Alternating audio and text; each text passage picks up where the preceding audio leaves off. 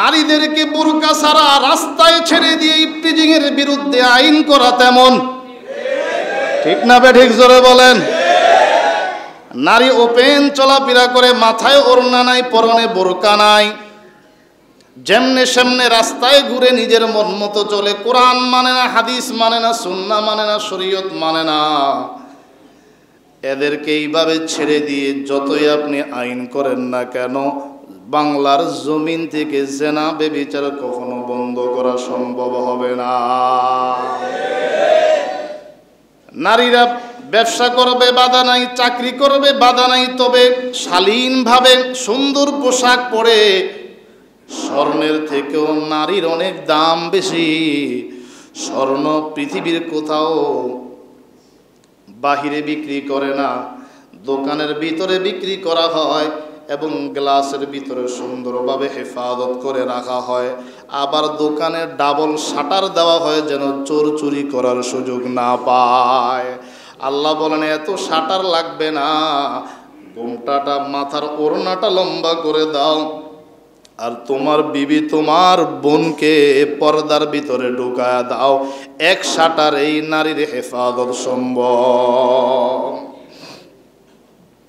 প্রসঙ্গত কথা, বিয়ে করবেন, মন চাইলে একজনকে বিয়ে করলেন, ইসলাম এটা সমর্থন করে না। তোমাকে নারীর মোহর আনার সামর্থ্য তোমার থাকতে হবে। যেই নারীকে বিয়ে করে ঘরে আনবা, কোথায় রাখবা, সুন্দর বাসস্থান এবং তার দৈনন্দিনের খরচার ব্যবস্থা থাকতে হবে। যেই ঘরে মা শুইল, একই কামরায় তুমি তোমার বউ নিয়ে শুইবা, তার সেফটির কোনো ব্যবস্থা নাই। যেই ঘরে তোমার আপনজনরা শোয়, তার জন্য আলাদা সেখানে কোনো ব্যবস্থা না রেখে ওখানেই থাকবা, ইসলাম এটাকে সমর্থন করে না। সন্তান যখন মোটামুটি প্রাপ্তবয়স্ক হয়, তার বিছানা আলাদা করে দেন। সন্তান যখন মোটামুটি বয়সে উপনীত হয়, তখন তার বিছানা আলাদা করে দিতে হয়। বাবা মাকে সতর্ক চলতে হয়, ভাই বোনকে সতর্ক চলতে হয়। যদি ইসলামী আইনগুলো ফলো করা হতো, আজকে আমাদের মাগুরার আসিয়ার যেই করুণ অবস্থা সৃষ্টি হয়েছে, আমাদের দেখতে হয়েছে, বাংলার মানুষ, পৃথিবীর মানুষ এই ঘটনার কখনো সম্মুখীন হতো না। এই ঘটনার কখনো সম্মুখীন হতো না। এখন আবার পাল্টা বিভিন্ন, যার সাথে তার দুশ্মনী আছে, কয় অমুকে ধর্ষণের চেষ্টা করছে, পিটা ধর্ষণের চেষ্টা করছে। আপনি বুঝলেন কিভাবে? দলিল আছে? দর্শন করছে কিনা দেখেন, করছে, আইনের আওতায় ঢুকাইয়া দেন, আর বিলম্ব করা যাবে না, তাকে ছাড় দেওয়া যাবে না। কিন্তু যদি সেটা প্রমাণিত না হয়, আরেকজনের উপরে তহমত দেওয়া, অমুক অমুক দল করে, বস তাকে একটা আইনের ভিতরে, একটা দ্বন্দ্বের ভিতরে, মামলার ভিতরে ঢুকাইয়া দিলাম। এই বাহাদুরি বেশি দিন টিকবে না। অপর মুসলমানের ইজ্জত নষ্ট করা, এটা বড় কবিরা গুনাহ। একজন মুমিন খাঁটি মুসলমান, তার মান মর্যাদা কাবা ঘরের চাইতেও আরো বেশি। কথা ঠিক না বেঠিক? প্রকৃত অভিযোগ যার ব্যাপারে পাওয়া যাবে, তাকে বিচারের আওতায় আনা হবে। সন্দেহ করে কাউকে বিচারের আওতায় আনা হবে না। আসিয়া নামটা সবার মুখে মুখে, আসিয়া বড় মর্মান্তিক মরণের শিকার। নেতাদের দৃষ্টিও তার উপরে পড়েছে, প্রশাসনের দৃষ্টিও তার উপরে পড়েছে। তবে মুসলমান স্মরণ করতে হবে, আসিয়া নামের একজন জান্নাতি নারীর কথা আল্লাহ কোরআনে বর্ণনা করেছেন। তার মরণটাও এর থেকে আরো জটিল ছিল। ঠিক না বেঠিক? চারজন নারীর কথা নবীজি আলোচনা করেছেন জান্নাতে, সসম্মানে খুব পাওয়ারফুল অবস্থায় চারজন নারীর কথা বিবরণ দিয়েছেন। এরা আল্লাহর কাছে এই নারীগুলো বেশি পছন্দের। একজন হযরতে খাদিজা, 2 নম্বর হযরতে ফাতেমা, 3 নম্বর হযরতে মরিয়ম, 4 নম্বর হযরতে আসিয়া। ফেরাউনের বিবি আসিয়া। কিন্তু মুসা আলাইহিস সালাম যখন ধর্মের দাওয়াত দিলেন, আসিয়া সেই দাওয়াত কবুল করলেন। ফেরাউনকে রব বলে আর মানলেন না, এক আল্লাহর উপর ঈমান আনলেন। এই খবর যখন ফেরাউনের কাছে চলে যায়, ফেরাউন বলে, আসিয়া তুমি আমাকে মানো আর না মানো এই খবর যেন বাহিরে না ছড়ায়, তাইলে আমার মান সম্মান থাকবে না। মানুষকে আমি আমার প্রভুত্বের প্রতি দাওয়াত দেই আর আমার ঘরে তুমি আমাকে মানো না। আসিয়া বলে, আমি যা বলবো ওপেন বলবো, দুনিয়ার মানুষগুলোকে প্রয়োজনে জানায়া দিব।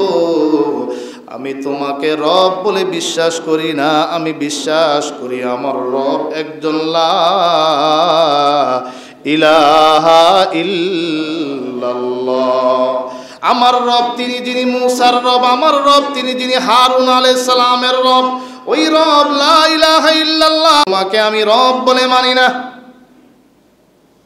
ফেরাউন মন্ত্রী পরিষদ নিয়ে পরামর্শ করলো তাকে কিভাবে মেরে ফেলা যায়, কষ্ট দেওয়া যায়। দ্বিতীয় তালা থেকে তাকে টেনে হিঁচড়ে নিচে নিক্ষেপ করলো, অলঙ্গ করলো, বেইজ্জত করলো, ডাক দিয়ে বলল, সম্মানের শাড়ি পরায়া দিব, জবান থেকে একটিবার আমাকে রব বলে বিশ্বাস করে নাও। আসিয়া বলে, তুমি অবৈধ, তুমি রব নয়, তুমি ভণ্ড, আমার রব আল্লাহ, আমি তোমাকে রব বলে বিশ্বাস করতে পারবো না।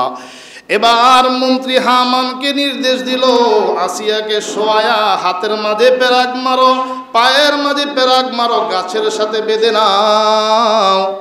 তাকে কষ্ট দেওয়া হচ্ছে, এরপরেও তার জবান থেকে আবার ঘোষণা চাওয়া হচ্ছে, তুমি বলো, যদি জবান থেকে একটিবারের জন্য স্বীকার করে নাও আমি তোমার রব, তবে তোমাকে ছেড়ে দেওয়া হবে এবং তোমার উন্নত চিকিৎসার মাধ্যমে আবার ফেরায় রাখা হবে। আসিয়া বলে, না না, আল্লাহর দুশ্মন, নবীর দুশ্মন ফেরাউন, তুমি কখনো রব হতে পারো না, তুমি কখনো খোদা হতে পারো না। আমার রব একজন, লা ইলাহা ইল্লাল্লাহ, লা ইলাহা ইল্লাল্লাহ। তৃতীয় পর্বে ফেরাউন তার মন্ত্রীকে হুকুম করলো, লাকড়ি সংরক্ষণ করো, তামার পাতিল তৈরি করো, ভিতরে আগুন জ্বালাও, কেরোসিন ঢুকাও আর উত্তপ্ত করো। ওকে বলো, যদি আমাকে রব বলে বিশ্বাস না করে তার শরীরের গোশতগুলো কেটে কেটে কেটে কেটে গরম তেলের মাঝে ভেজে ফেলবো। আল্লাহু আকবার। এরপরেও জল্লাদ আসলো, আয়েশা আসিয়াকে বলে, তোমাকে এমন এমন করা হবে, স্যারকে মেনে নাও, রব বলে বিশ্বাস করে নাও, তোমাকে ছেড়ে দেওয়া হবে। আসিয়া বলে, না না, আমি পারবো না, আমি আমার রবকে বিশ্বাস করেছি, অন্তর থেকে বিশ্বাস করেছি, আমি মরে যাব, আমি শহীদ হয়ে যাব, তারপরও আমি ফেরাউনকে মানতে পারবো না, রব বলে তাকে বিশ্বাস করতে পারবো না। তার এই কুরবানি আল্লাহ দেখছেন কিনা, জোরে বলেন। আল্লাহ পাক রব্বুল আলামিন তাকায় আছেন। আর আসিয়া যখন দেখছেন কিছুক্ষণ পরে তার ফাঁসি হয়ে যাবে, তার উপরে অত্যাচারের স্টিম রোলার চালানো হচ্ছে। আল্লাহু আকবার। রবকে ডেকে বলে, রব্বি বিনিলি ইনদাকা বাইতান ফিল জান্নাতি ওয়া নাজ্জিনি মিন ফিরআউনা ওয়া আমালিহি ওয়া নাজ্জিনি মিনাল কওমিয যালিমিন। ও আমার রব, ফেরাউন তার বালাখানা থেকে আমাকে নিচে ফেলে দিয়েছে, ফেরাউন আমার উপরে অত্যাচার করেছে, আমার হাতে পেরাক মেরেছে, আমার পায়ে পেরাক মেরেছে। মালিক, রব্বি বিনিলি ইনদাকা বাইতা, আপনি আপনার কাছে জান্নাতে আমার জন্য একটা বাসভবন তৈরি করে দেন, একটা বালাখানা তৈরি করে দেন। আল্লাহ আসিয়ার দোয়া কবুল করলেন, জিব্রাইলকে পাঠায় দিলেন, আসিয়ার জান্নাতের নমুনা ছবিটা একটু আসিয়ার সামনে পেশ করে দাও। যখন জিব্রাইল তার ছবিটা আসিয়ার সামনে পেশ করে দিল, ওই জান্নাতি নাজ নেয়ামতগুলো দেখতেছেন, দেখতে দেখতে তাকে শহীদ করে দেওয়া হলো, বিন্দু পরিমাণ কোনো কষ্ট উপলব্ধি করে নাই। সুবহানাল্লাহ। ईमान की थी क़ुव्वत, इखलास की थी बरकत, एक एक हज़ार का था एक दो जवा, हमारा तौहीद की अमानत सीनों में है हमारा, आशा नहीं मिटाना नाम निशा हमारा। এটা ছিল তাদের ঈমান। এজন্য আল্লাহর দরবারে ওই ঈমানগুলো কবুল হয়ে গিয়েছে। ঈমানওয়ালা মানুষগুলো আল্লাহর কাছে দামি হয়ে গিয়েছে। আহাসিবান নাসু আন ইউতরাকু আন ইয়াকুলু আমান্না ওয়া হুম লা ইফতানুন। মানুষকে কথা দাবি করে আমি ঈমান আনলাম, আল্লাহর উপরে ঈমান আনলাম, তাকে কোনো পরীক্ষা করা হবে না, এমনিতে ছেড়ে দেওয়া হবে না। না, অবশ্যই তাকে পরীক্ষার সম্মুখীন হতে হবে। এই পরীক্ষায় উত্তীর্ণ হয়ে আল্লাহর জান্নাত লাভ করতে হবে, নিজের জান মাল কোরবান করে দিয়ে। ইন্নাল্লাহা ইশতারা মিনাল মুমিনিনা আনফুসাহুম ওয়া আমওয়ালাহুম বিআন্না লাহুমুল জান্নাহ। আল্লাহ বলেন, মুমিনের জান আমি কিনে নিলাম, মাল কিনে নিলাম, সবগুলো আমাকে দিয়ে দাও, বিনিময়ে আমি আল্লাহ তোমাকে জান্নাত দান করব। সব মাল জমা করে তুমি জান্নাত লাভ করতে পারবা না। আসিয়া জান্নাত লাভ করেছে, বালাখানা থেকে নিজেকে বের করে দিয়েছে। কোরবানির বিনিময়ে আল্লাহ তাকে আল্লাহর পাশেই বালাখানা দান করেছে। এমন বালাখানা যেখানে থাকবে আর সরাসরি আল্লাহকে দেখতে পাবে। মুমিন মুসলমান রমাদানের সাধনা করে, রোজার সাধনা করে, তারাবির সাধনা করে, দান খায়রাত করে, কোরআন তেলাওয়াত করে, জিকির আজকার করে আল্লাহকে যদি খুশি করতে পারে, পরকালে আল্লাহকে দেখার ব্যবস্থা আল্লাহ স্বয়ং করে দিবেন। সুবহানাল্লাহ। আল্লাহ আমাদের এমন রোজা রাখার তৌফিক দান করেন, সকলে বলি আমিন। রমাদান মাস রোজা রাখতে কষ্ট হচ্ছে? তারাবিতে কষ্ট হচ্ছে? অনুরোধ জানাবো আজকের জুমার এই মজমা থেকে, এক নাম্বার, বাকি যে কয়েকদিন আছে রমাদান মাস, এক ওয়াক্ত নামাজও জমাত ছাড়বেন না। পারবেন না ইনশাআল্লাহ? দুই নাম্বার, এশারের নামাজ এবং ফজরের নামাজ বাবা গুরুত্বের সাথে একটু পড়বেন। সারা রাত নফল বন্দিগির সওয়াব আপনার আমলনামায় দেওয়া হবে। সুন্নতের সাহারি খায় যদি ঘুম দেন, ফজর ছেড়ে দেন, বাসায় পড়ে নিলেন, আপনার রাতের ইবাদত কবুল হবে না। একটু কষ্ট করেন, ফজরটাও জামাতের সাথে পড়েন, যেমন সারাটা পড়ছেন, সারা রাত নফল বন্দিগির সওয়াব আল্লাহ দান করবেন। তারাবির নামাজ খতমটা শেষ করার চেষ্টা করেন, আল্লাহ কবুল করুক, জোরে বলেন আমিন। আবারও আপনাদেরকে একটু জাগ্রত করি, এই যে এসির সুন্দর পরিবেশ, এটাকে আপনারা খুশি না বেজার? বলেন না, খুশি না বেজার? বিষয়টা যদি এমন হয় 21-22 লাখ টাকার মামলা মাত্র 5.5 লাখ টাকা দেওয়া হয়, তাহলে বাকি এই বোঝাটা আমরা যদি মসজিদের উপরে ছেড়ে দেই অথবা কমিটির উপরে ছেড়ে দেই, এটা ঠিক হবে না। আমরা আমাদের অবস্থান থেকে আরেকটু চেষ্টা, ফিকিরের হাতটা বাড়াইয়া দেই। যেহেতু রমাদান মাস, রমজান শেষ, রমাদানের রোজা, তারাবি, যাকাত, কোরআনে কারীমের তেলাওয়াত সহ বেশ কিছু জরুরি বিষয় আলোচনা হয়েছে।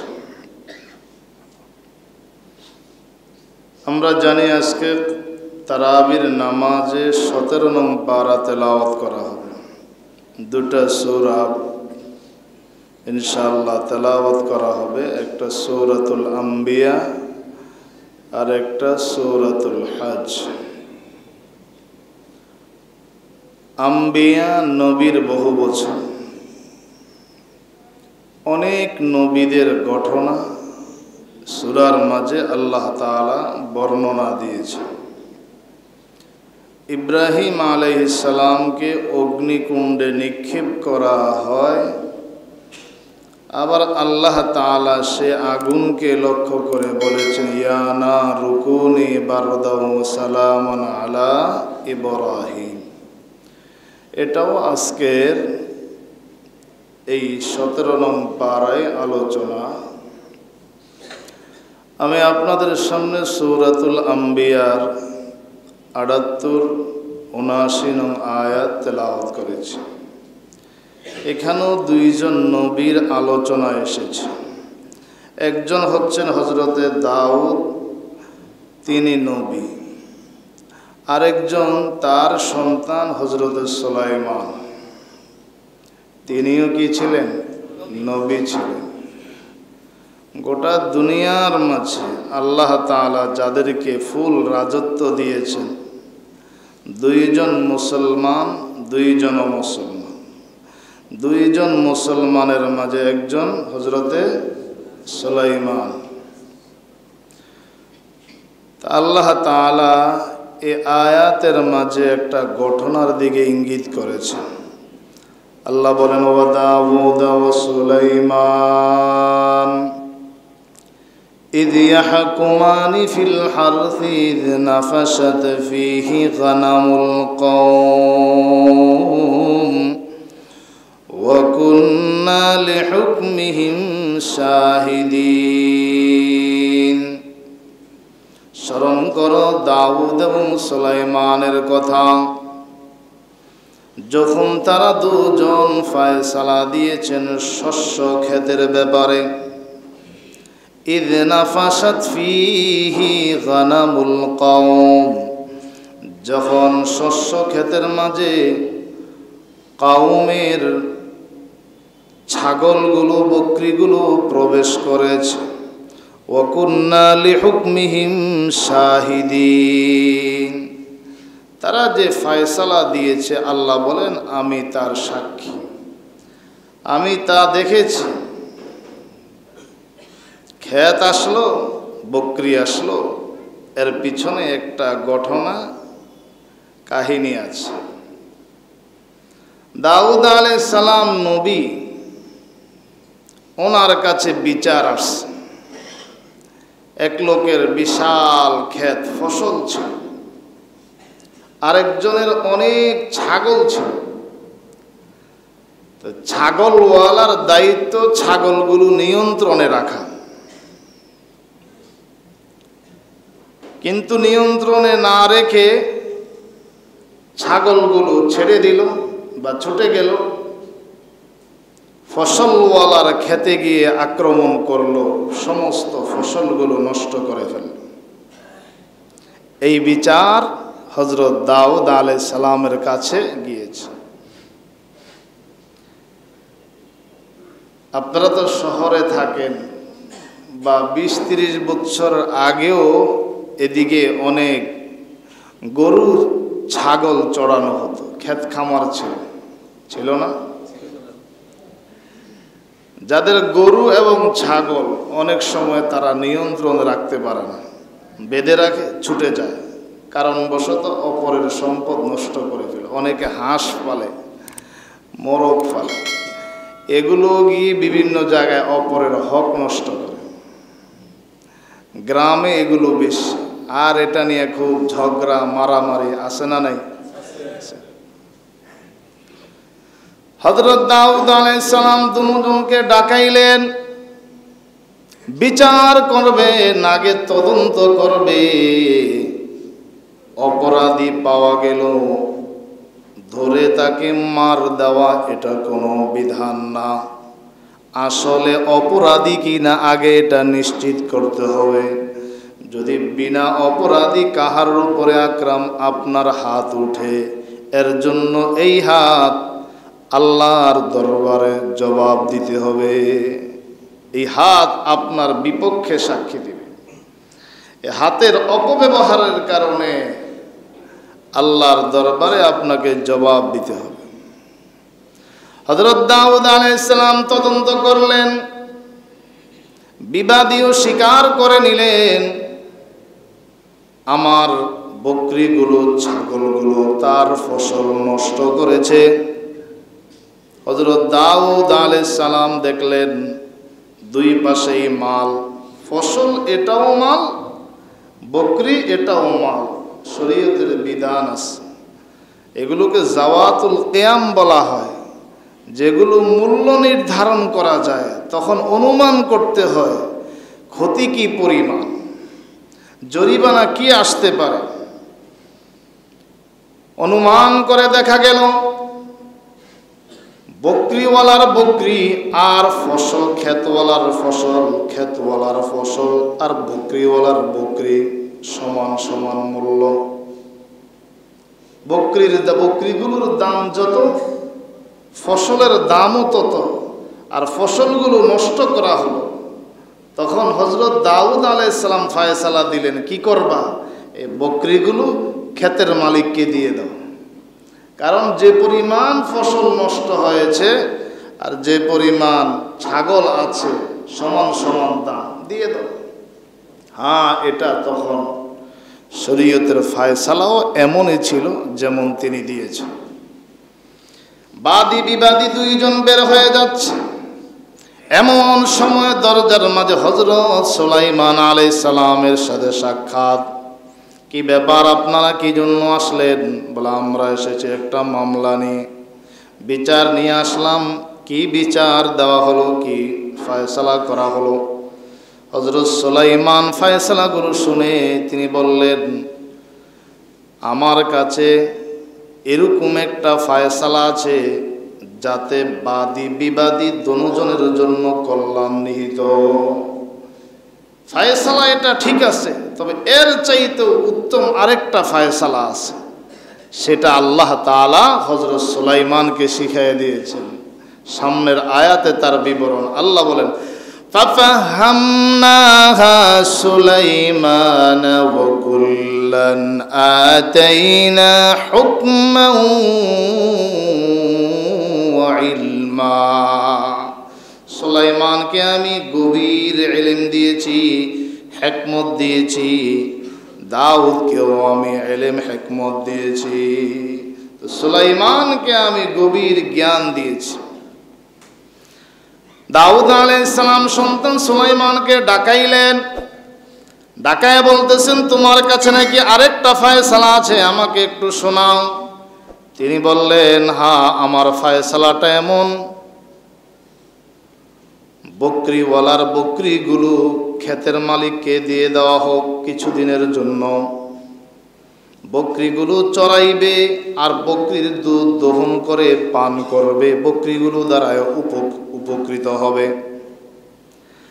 আর ক্ষেতগুলো বকরিওয়ালাকে দিয়ে দেওয়া হোক, সে ক্ষেত চাষাবাদ করবে, ফসল ফেলবে, আর ফসলগুলো যখন আস্তে আস্তে আস্তে আস্তে বড় হবে, ওই পর্যায়ে পৌঁছে যাবে, যেই পর্যায়ে পৌঁছার পরে তার বকরিগুলো নষ্ট করেছে। এই পর্যায়ে যখন পৌঁছে যাবে, তখন এই বকরিওয়ালা ক্ষেতটা ক্ষেতের মালিকের কাছে অর্পণ করবে, আর ক্ষেতওয়ালা বকরিগুলো এই যাবৎ দুধের দ্বারা উপকৃত হলো, বিভিন্নভাবে উপকার লাভ করে, এখন সে এগুলো মালিকের কাছে, বকরিওয়ালার কাছে এগুলো হস্তান্তর করবে। সুবহানাল্লাহ। যেমন বাবা তেমন সন্তান, যেমন বাবা তেমন সন্তান। বাবা যেমন সন্তান তেমন সব জায়গায় হয় না। বাবা যেমন সন্তান তেমন সব জায়গায় পাওয়া যায় না। বাংলাদেশে হাতে গোনা কিছু। আল্লামা জুনায়েদ বাবুনগরে যেমন, তার বাবাও তেমন বড় আলেম ছিলেন। কিশোরগঞ্জের আল্লামা আতহার আলী সাহেব যেমন, ওনার সন্তান আনোয়ার শাহ তেমন বড় আলেম ছিলেন।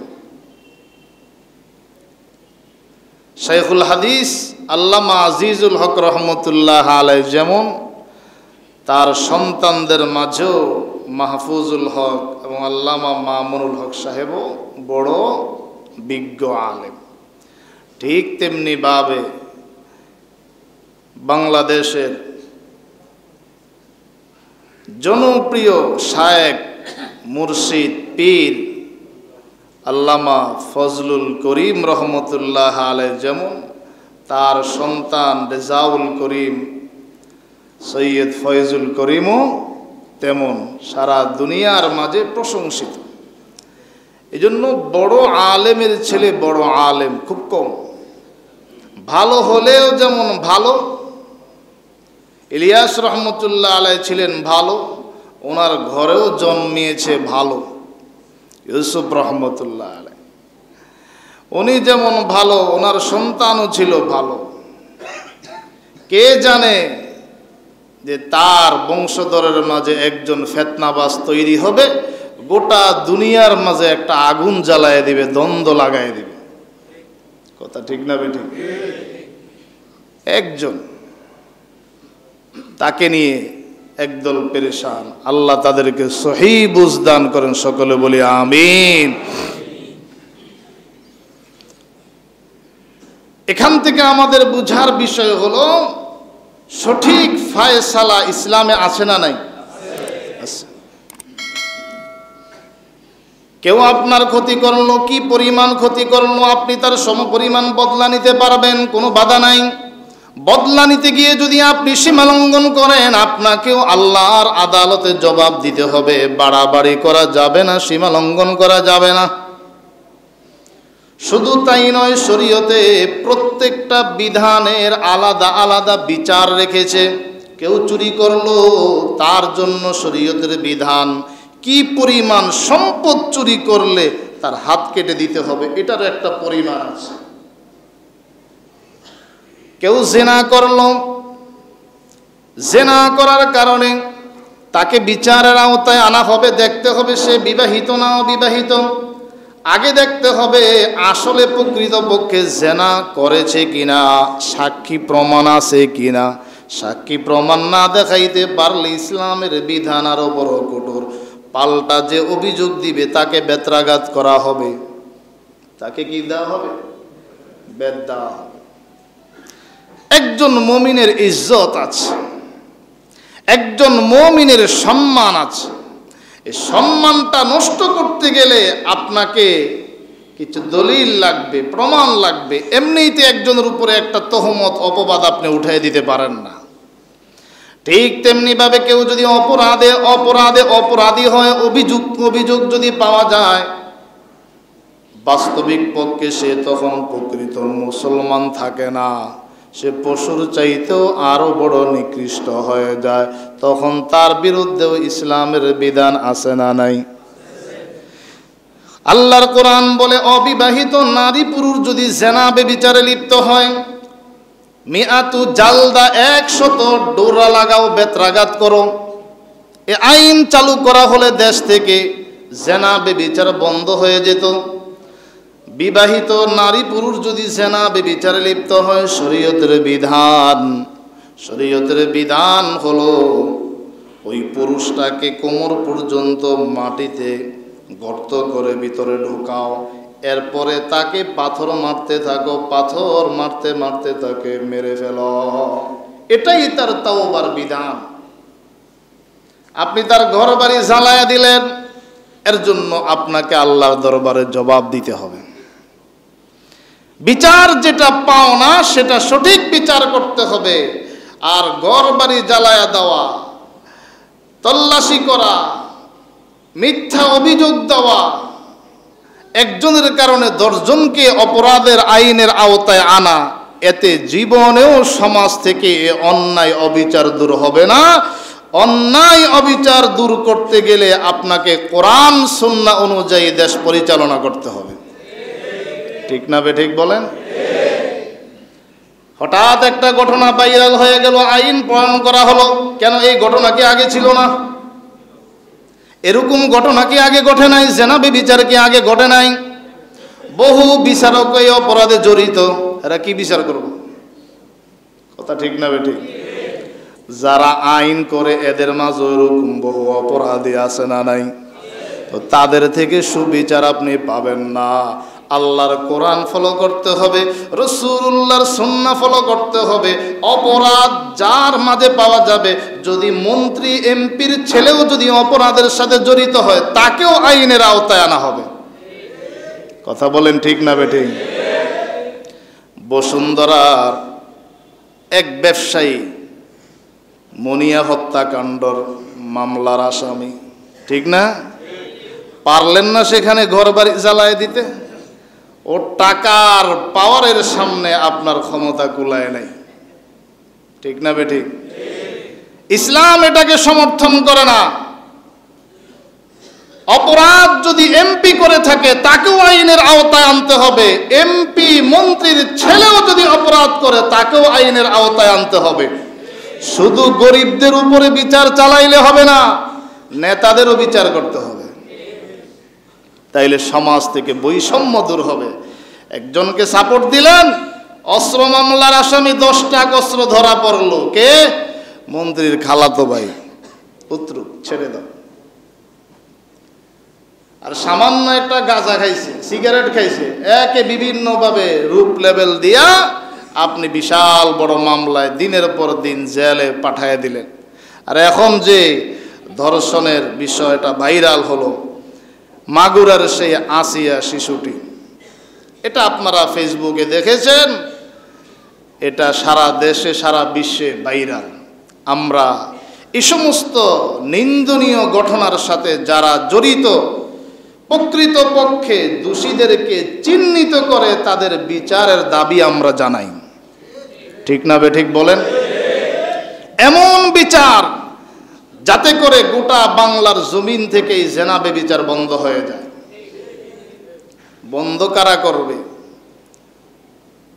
আল্লামা অলিপুরি একটা দৃষ্টান্ত দিতেন। কৃষক বাজার থেকে শুটকি আনছে, কৃষক বাজার থেকে শুটকি আনছে, শুটকি আইনা উপরে ঝুলায় রাখছে, আর বিড়ালের উপরে আইন জারি করছে, একটা শুটকি যদি খাও 10টা বেত্রাঘাত।